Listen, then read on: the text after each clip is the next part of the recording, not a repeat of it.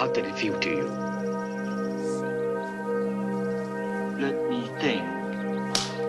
Don't think. Feel.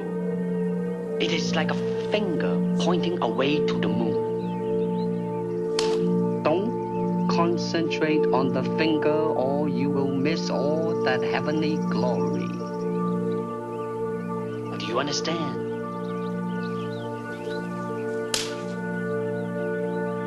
Never take your eyes off your opponent, even when you bow. When you think about martial arts, the first figure that comes to mind is Bruce Lee. Bruce Lee's influence, status, and skill as a martial artist, along with his incredibly impactful action film resume, make him one of the most impactful figures in 20th century popular culture. Additionally, Lee helped bridge gaps between the East and West and challenged the stereotypical ideas and portrayals of Asians in film and other media. Without Bruce Lee, the trajectory of the action film industry and the popularity of martial arts around the world would be greatly changed. But before he accomplished all that, Bruce Lee was just a little kid with big dreams living in 1940s Hong Kong. Bruce Lee was born in San Francisco's Chinatown on November 27, 1940, while his father was touring with his Cantonese opera group. 3 months later, Bruce and his family moved back to Hong Kong.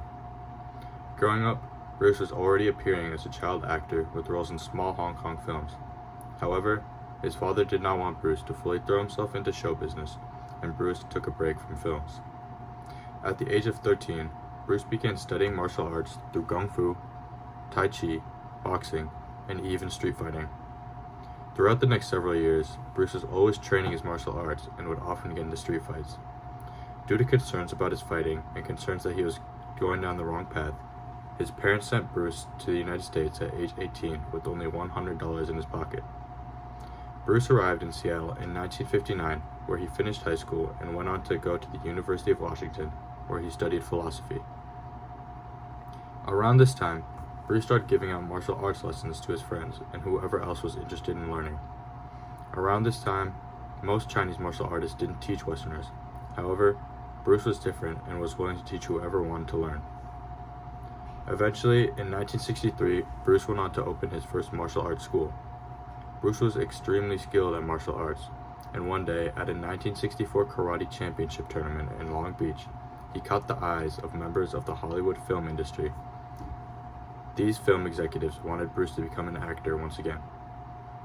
Although Bruce wanted to focus on his main goal of opening up martial arts schools throughout the US, he eventually decided that he would break into acting. As an Asian American actor trying to make it in Hollywood, Bruce Lee faced many obstacles and had to overcome many negative stereotypes regarding Asians in media. In order to understand Bruce's situation, it's important to understand Asians' place in film and overall treatment in the United States in this time. This was during the Vietnam War, a period of great anti-Asian racism and xenophobia. Furthermore, this was shortly after the inception of this model minority myth, which was popularized in the 1960s in response to the Civil Rights Movement. This myth perpetuated the idea that Asians were hardworking, compliant, and didn't complain while staying between the lines. The success and lack of complaining was used to invalidate the struggles of other minority groups, particularly African Americans and Latinos. Throughout these times and even today, Asians were always otherized in comparison to the West. According to his wife, Linda Cadwell, the goal of Bruce's life was to combat the negative stereotypes regarding Asians and to, quote, show the beauty of his Chinese culture to the world, end quote. On the same note, Bruce once stated in an interview that, quote, in the United States, I think something about the Oriental, the true Oriental, should be shown. If Bruce was to do this, he would have to supersede the current state of Asians in Hollywood. At the time in the 1960s, racist and stereotypical portrayals of Asian characters were commonplace. One such example of this was the character of Mr. Yuniyoshi in the film Breakfast at Tiffany's, who was actually played by white actor Mickey Rooney. Mr. Goldie, I protest! But that was 2 weeks ago! You cannot go on or keep ringing my bell! You disturb me! You must have a key made! If you don't stop with that phonograph, right this minute I'm going to go to the police department! In this clip, the Asian character is portrayed with buck teeth and has a crazed, maniacal walking stereotype. Additionally, other roles for Asians were occupied by white actors, such as John Wayne playing the role of Genghis Khan. These limited and stereotyped roles left no room for Asian actors to actually express their humanities in film. This type of negative media representation imprints damaging ideas of self into the minds of young Asian Americans trying to find their place in a white-dominated society. In the words of cultural critic Jeff Chang, quote, "Hollywood's racist because America's racist. Those images that Hollywood then puts out reinforce America's racism. It's a vicious cycle," end quote. Bruce was very ashamed and angry that this was the way his Asian culture was represented in popular media. In order to combat these negative stereotypes, Bruce would only do roles that would demonstrate the beauty and value of Chinese and Asian culture, and would refuse to do any roles that were demeaning to Chinese people. Bruce's first role in Hollywood was as Kato, a sidekick character in the show Green Hornet. At first, Kato's character had very limited speaking roles, and was primarily there to showcase Bruce's martial arts abilities. However, Bruce fought for Kato to have a more involved role in the show, and was eventually given a bigger part where he could communicate his own ideas and philosophies through the character.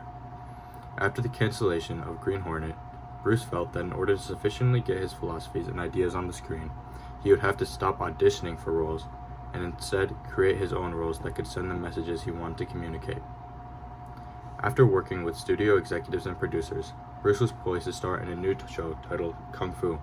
However, the producers and studio executives decided that white American audiences were not ready for an Asian American lead hero, and replaced Bruce as the lead with white actor David Carradine. Following these events, Bruce decided he would return to Hong Kong and continue making films there. Bruce felt he had to flee the racism of Hollywood if he were to fulfill his creative visions and make the films that he wanted to make. He wrote in his journal, quote, "The truth is, I'm a yellow-faced Chinese. I cannot possibly become an idol for Caucasians, not to mention rousing the emotions of my countrymen. Because of this, I come back to serve the Chinese film industry," end quote. Following his return to Hong Kong, Bruce was treated as a superstar.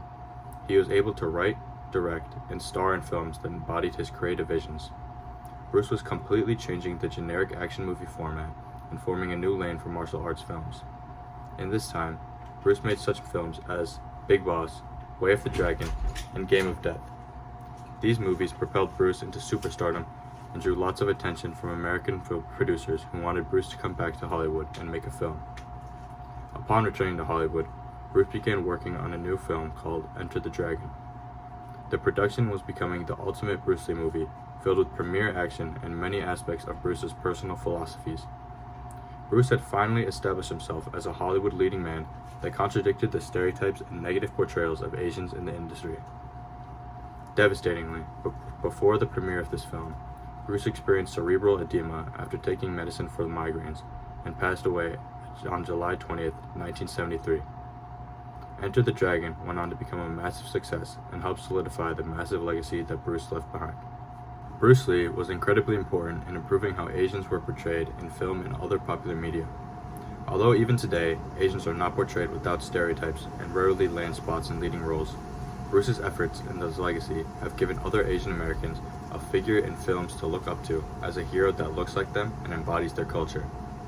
This is crucially important, and as media representation is one of the most important factors in shaping how groups are generally viewed in the real world and in shaping one's own self-image. Research has shown that a lack of positive representation in media has negative psychological effects for those in the underrepresented or negatively portrayed groups. Bruce was able to completely challenge the stereotype of the emasculated, mischievous, and submissive Asian man by embodying a brave, badass hero that was moral and wise. This redefinition of Asian masculinity completely changed the popular idea of what an Asian culture and values were. Furthermore, it was common for Bruce's films to include either explicitly or implicitly dismantling and defeating Western colonialism and its effects. The presentation of an Asian character taking down his Caucasian oppressors signified that Asians could stand up for themselves and fight back against the maltreatment from white society. Overall, Bruce Lee was incredibly important in the evolution of Asians in media and the awareness of the Chinese culture. Although Bruce was most known for his martial arts skills and acting abilities, his philosophies that he communicated in and outside of his films may be his most important contribution to the world. Bruce's philosophy was all about self-actualization. In the words of his wife, Bruce's core philosophy was, quote, "Don't accept that you are the stereotyped image that is cast upon you by others. Find what is worthwhile about yourself and express it," end quote. Thank you for watching. And somebody cares about you. I do.